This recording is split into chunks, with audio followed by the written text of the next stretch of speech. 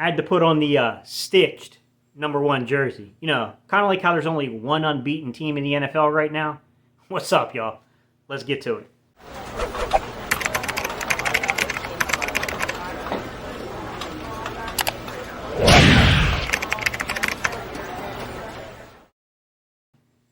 What's up, Cerebral football fans? My name is Steven Hyder. This is Gate City Sports Channel. If you're new to the channel, it's maybe the first, second, third time you caught my content, and you enjoyed today's discussion. We just crossed over 6,400 subscribers. We're on a journey. We're on a path towards 7,500 subscribers. I would love for you to be a part of that equation. Join the Cerebral football community. Just need you to hit that subscribe button to do that. To my OG subscribers, hat in hand here, guys, asking y'all a favor. Hit that thumbs up button, smash the like button, help me spike this algorithm and get this in front of new people that we could potentially convert into our little audience here on the YouTube. All right, y'all. Today's topic. We're going to talk a little bit about this Cardinals game. A lot of you guys kind of have chimed in, asked me some very specific questions about what I think in terms of, like, from a schematic standpoint. Like, you know, how did I feel, you know, about the play calling in particular, Shane Steichen, and kind of the screen game and what was going on there. I want to start off by saying you can understand something conceptually. It can make a ton of sense schematically. But for the fit in the field, what we would call the game flow, the flow of a game, it may not make sense. And I'll say this. It is a tried and true method to beat edge pressure, especially when teams are bringing corners, safeties, and nickel corners. It's a tried and true method to hit you with the outside tunnel screens, the tight end screens, tight to formation kind of screen stuff, right? Replace you with the football, basically. It still counts as replacing defender with football. Schematically, makes a ton of sense. I get why you would try to beat pressure in that way. Game flow-wise, it's too much. It's just too many plays. It was too many screens. And no, guys, I have not had an opportunity to go back and count every single screen. It's tough to do that, but I will chart it for you. I know you guys are kind of wanting that answer. I'll put it at the end of another video when I get a chance to look at the All-22. I'll give you the exact number for you. I'll chart it. But I can tell you this, just from the eye test of it, it was a lot of them. It was a ton. Not all of them were necessarily like drawn up, like, oh, this is the play we're running on this. Some of them were kind of add-ons to what we call a hot read, right? Remember, hot read just means it's giving you something to audible to beat pressure. You could definitely tell that the one play that got Devontae Smith absolutely smacked, that was an audible, guys. They audibled into that play, and, I mean, he got blown up on it. Shut your mouth! Shut your mouth! And I'm not blaming Jalen because, you know, without seeing the All-22, you have to know why Jalen audible to it. More than likely, what I think Jalen saw is that they probably brought pressure and said, okay, like, this is our pressure, look inside the audible, this is where we're going with the football.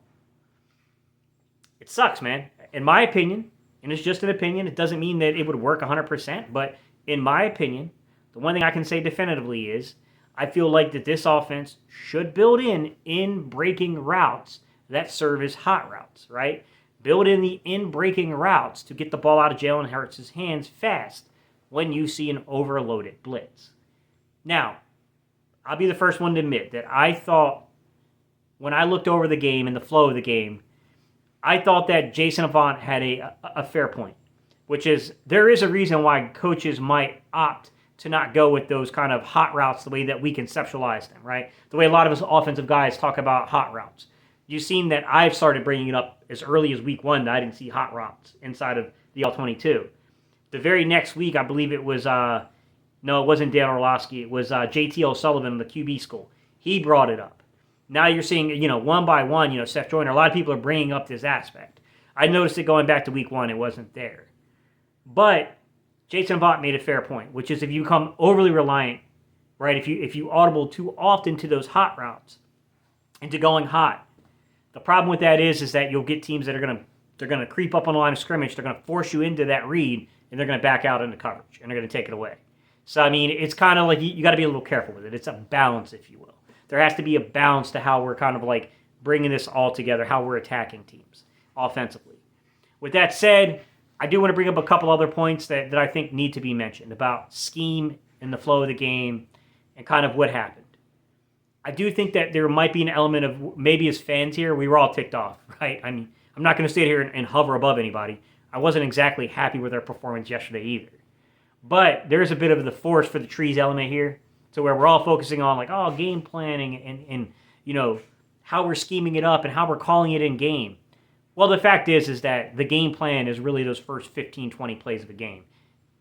We went up on a 14-0 run, guys. That got us to a 14-0 lead. We have to kind of look and break down what happened. What happened in the second quarter, guys? Landon Dickerson went down, and then Jason Kelce went down. So there was a duration of time in the second quarter when, let's be honest, the Arizona Cardinals made their 10-point swing, their 10-point run on us, that we were playing with a third-string left tackle, a backup left guard, and a backup center. All those dudes can play. I'm not here to make excuses. We got a really deep and talented offensive line. But you talk to any collegiate or high-level former offensive lineman, they're going to tell you the same thing. It is not easy to come off the bench cold as an offensive lineman and be inserted in and play. If you give a guy about a week of game preparation, if a dude is talented enough, if the coaching's good enough, if the scheme's good enough, things that we know seem to be in place with the offensive line here in Philadelphia, most guys can do the job adequately. There's going to be a dip in talent level. No one's Jordan Mailata, but you get what we're saying here. I mean, most guys with the week of preparation could do the job. It's really difficult to come off the bench cold. And that's where you saw the first 3 and out, I believe, which went for negative 12 yards. And then we ended up giving basically Arizona the ball across our 40-yard line. So they had a short field to operate with, and they got their first points of the game. That's where they got their first touchdown and brought them back within a one-score game. And then subsequent possession there, we ended up going, I think, like 5 plays, 20-some yards, 23 yards, I believe. And then Arizona gets the ball, gets downfield, kicks a field goal, it's 14-10. And we're going into halftime. This is where I think, schematically, it's a little hard to come at Steichen to a certain degree.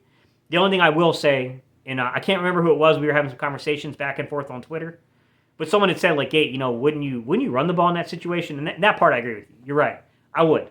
Personally, as a play caller, I think given the circumstances where I'm down like the entire left side of my offensive line, I might be a little bit more reliant on the run than we were in that period of the game, to be quite honest. Maybe I'd put the game where, okay, backups probably got a better shot at just moving bodies. You know what I mean? Let's just let them move bodies for a little bit. I probably would have altered to that. But what I think is the bigger force for the trees moment here, so where I think, looking back at the game now, right, with the benefit of hindsight now we're, almost 24 hours removed from the kickoff of the game. Now I had the benefit of this hindsight. I will say that what killed us more than anything was execution on our opponent's side of the field.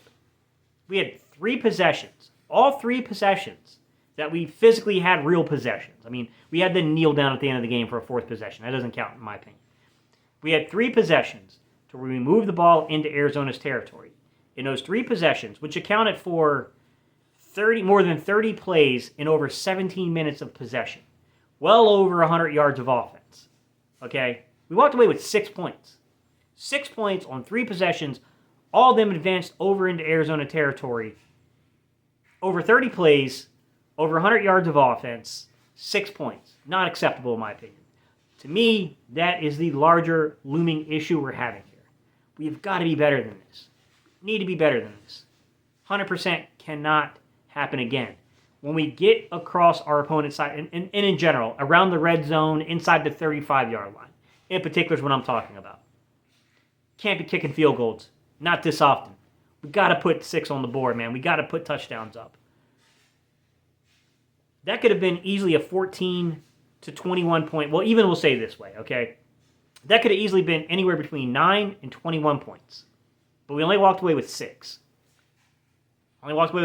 We should have had a more comfortable lead here just by executing on the opposite side of the field here. I think Jason Kelce did a pretty good job of acknowledging that. Saying that, when we advance the ball into other people's territory and we're in the red zone, we really need to start putting points up on the board. He kind of alluded to that. I got to back it. 100% I got to back it. We need to be better in that situation. There's no way around that. I know it's not the funnest conversation to have, and I know that we're nitpicking a 5-0 freaking football team that's playing excellent football. But you know what?